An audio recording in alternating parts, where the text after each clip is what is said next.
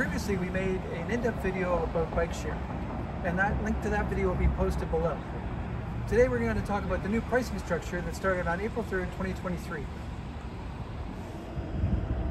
At most of the stations, there's a kiosk where you can actually rent a bike directly from the kiosk. So let's buy a pass. Choose how many bikes you want. We'll go with one. And here's where you get your options in the different price plans. There's pay-as-you-go, which is $1 to unlock, and then it's 12 cents a minute for the classic bike, and then 20 cents a minute for the e-bike. But you're not restricted to come back after 30 minutes to dock. You can keep it as long as you want, but it is 12 cents a minute.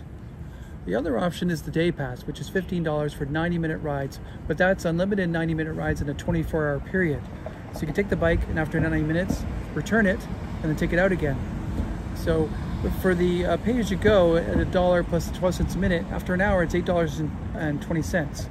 So if you're going to use it for a couple times during the day, the $15 day pass might be a better deal. Another option is the annual 30-minute pass for $105. It's unlimited 30-minute rides on the classic bike and 50% off e-bikes, which is 10 cents a minute. And there's no unlock fees. There's also the annual 45-minute pass for $120.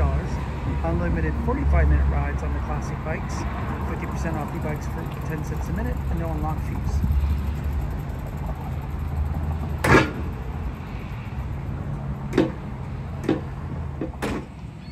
It's important to remember that if you don't dock the bike, it's 12 cents a minute until you do.